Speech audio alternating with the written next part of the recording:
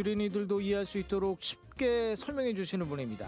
이동훈 블로크 대표 전화 연결되어 있습니다. 대표님 안녕하십니까? 예, 안녕하세요. 예, 대표님 우선 지난 주말 미국 주식시장 정리 좀 해주세요. 예, 미증시 다 하락했고 특히 나스닥 시장이 더 많이 빠졌습니다. 엔비디아, 테슬라 우리나라 투자자들이 많이 매수한 종목으로 알려져 있는데 두 종목이 이제 악재성 재료가 나오면서 빠졌습니다. 예. 엔비디아 같은 경우는 이제 반도체 규제 또는 중국의 알리바바라는 기업이 AI 칩을 자체적으로 개발할 것 같다. 엔비디아 칩 사지 않고 이제 자체적으로 개발한다더라. 이런 뉴스들이 나오면서 이제 지수를 끌어내리는 이제 그런 역할을 했고요. 예. 그리고 또 미증시가 오늘 밤에 휴장이거든요. 보통 연휴를 앞두고서는 투자자들이 좀 소극적으로 대응하게 됩니다. 연휴 동안 무슨 일이 벌어질지 모르기 때문에 일단 좀 매도하고 보자 이런 심리도 일부도 작동이 됐고요. 그리고 미국은 전통적으로 9월이 좀 약합니다. 그래서 9월이 좀 약할 것 같으니까 일단 좀 현금을 만들어 놓고 넘어가는 것도 괜찮을 것 같다. 이런 것들이 겹치면서 시장이 좀 밀린 것 같습니다. 그렇군요. 아니 그 미국 물가 지표가 지난주에 발표가 됐는데 어떻게 금리 인하 가능성의 변화가 좀 생겼습니까?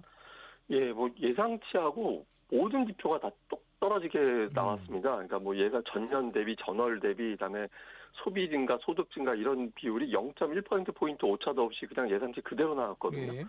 이게 이제 낮은 수준이라고 보기는 어렵지만 투자자들이 생각하기에는 금리 인하 못할 정도는 일단 아니다. 이렇게 봐서 패드워치라고 이제 금리 인하 확률을 보여주는 그런 곳이 있는데 그 확률에서는 기존에 발표하기 전에 85% 확률로 9월에 금리를 내릴 것이다 이렇게 봤었는데 이 지표 나오고 나서는 87.5% 거의 차이는 없는데 어쨌든 85나 87.5나 높은 수준이잖아요. 그래서 이번 주말에 이제 미국의 고용 지표, 일자리 지표가 나올 텐데 그 지표가 특별하게 튀지 않는다면 9월 인하는 그냥 그대로 유력할 것 같다 이렇게 보는 것 같습니다.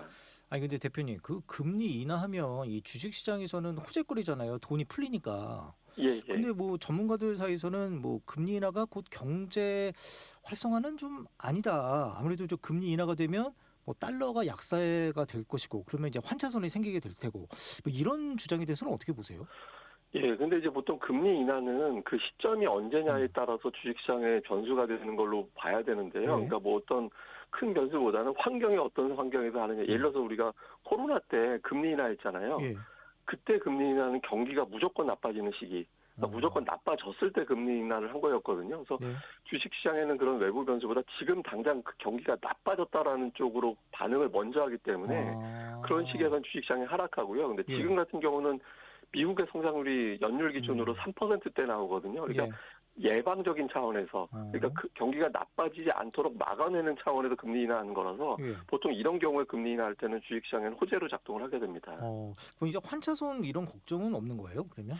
그러니까 미국이 돈을 많이 풀게 되면 아무래도 달러는 약세로 가게 되잖아요. 그러니까 달러가 약세로 가게 되면 어쨌든 결과적으로 달러가 많이 풀리게 되는 거라서 그거 자체는 유동성이 늘어난다라고 해석을 하고 미국의 유동성이 늘어날 때 글로벌 주식시장, 미국 주식시장은 다 긍정적으로 반응을 했거든요. 그래서 이런 경우는 좀 주식시장은 돈이 많이 풀린다라는 쪽에 더 초점을 맞추게 됩니다. 그렇군요. 이게 주식시장은 아무래도 이제 얼마나 돈이 많이 이제 오고 가느냐 그게 중요할 테니까요. 대표님 이번에 관세 정책 얘기 좀 해볼 텐데 이 트럼프의 관세 정책이 위법이라는 판결이 나왔습니다. 이거 어떻게 증시에 많은 영향을 줄까요? 예, 그 1심에 이어서 지금 항소심도 관세는 위법이다 이렇게 얘기를 했는데 그 위법이라는 근거가 경제가 비상 상황이 아닌데 굳이 이렇게 권한을 행사했다 이거는 그 비상 상황이 아니기 때문에 위법이다라고 이야기를 했거든요. 근데 이 자체는 이제 관세가 어쩜 무효가 될지도 모르겠다. 그러니까 이런 측면에서는 주식시장에 긍정적인 영향을 줄 가능성은 있습니다. 근데 이게 2심이거든요. 그러니까 3심으로 넘어가야 되는데 3심은 대법원입니다. 대법원인데 6대3 비율로 공화당이 임명한 사람이 6명이고 민주당이 임명한 사람이 3사람이거든요. 그래서 현재로서는 대법원에서 판결이 뒤집힐 가능성이 있다. 이렇게 보는 시각도 있고요. 그래요.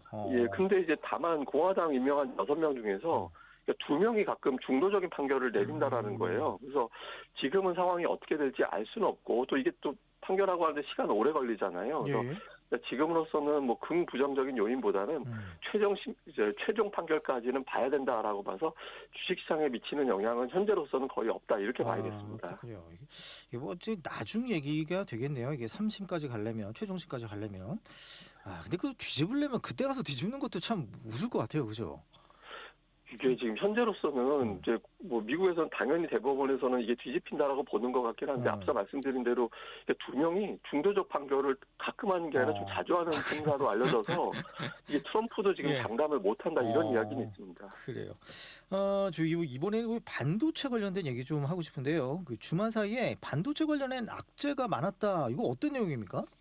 예, 우선 뭐 앞서 말씀드린 대로 알리바바가 AI 칩 자체적으로 개발한다는 뉴스가 나온 것도 있었고 또 미국의 유명한 뭐 마벨테크, 델 컴퓨터 이런 데가 이제 데이터 센터에 들어가는 제품을 만들고 뭐 이런 회사들인데 이런 회사들이 실적 전망을 되게 보수적으로 했습니다. 그래서 이거 AI 성장이 좀 둔화되는 거 아니냐 이런 걱정이 있었고 또 하나는 이게 우리 증시는 가장 중요한 문제 같은데 삼성전자하고 SK하이닉스가 이제 중국에 공장이 있잖아요. 근데 중국 공장에 미국산 반도체 장비를 들여놔야 또 제품 만들고 업그레이드하고 하는데 이걸 이제 못 들어가게 그러니까 장비 하나하나 들어갈 때마다 허가를 받아라. 근데 이렇게 되면 연간 허가를 받아야 되는 게 1000개가 넘게 되거든요. 그럼 사실상 중국 내에서는 반도체 만드는 게 좀 어려워지는 거잖아요. 그래서 이 재료가 오늘 삼성전자 SK하이닉스에 좀 부담을 줄 가능성이 있다 이렇게 봐야 될 것 같습니다. 그래요. 요거 한번 오늘 한번 어떻게 되는지 한번 지켜보고 내일 한번 또 좀 설명을 해주십시오. 이제 하반기에 순매수하던 외국인이 지난달 보니까 순매도를 많이 했더라고요. 그 이유는 뭐예요, 대표님?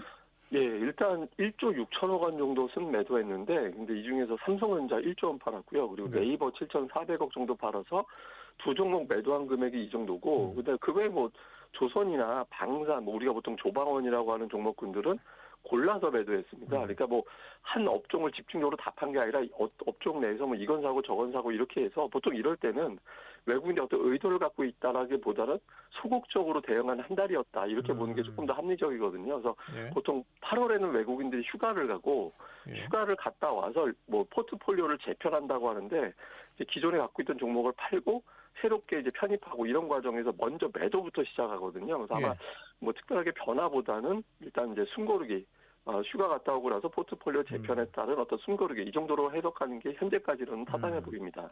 아니 근데 대표님 이 주식시장에서 외국인 하면 이게 뭉뚱그려서 말씀을 해주신 거잖아요. 그럼 어떻게 뭐 외국인의 어떤 큰 부류 뭐 이렇게 투자를 이끄는 뭐 이런 것들이 있나요? 외국인? 예, 보통 이제 미국 계좌금은 좀 장기적인 투자를 하는 걸로 알려져 있고요. 유럽 계좌금은 단기적인 투자를 하는 걸로 알려져 있는데 보통 최근에 매도를 많이 했다 그러면 최근 같은 추세에서는 아마 유럽 계좌금이 좀 매도를 많이 하지 않았을까 이렇게 추정을 하고 있습니다. 예, 야, 국적으로 보면 되겠군요. 그러니까 그래요. 그러면 끝으로 이거 질문 하나만 더 하죠. 이 9월 초반에 좀 주목해야 할 변수들 어떤 것들이 있을까요?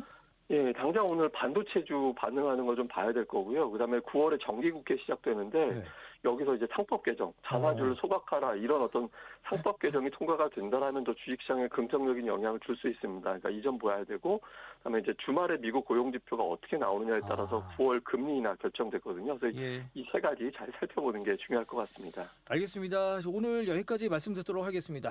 지금까지 이동훈 블로크 대표였습니다. 고맙습니다. 예, 감사합니다.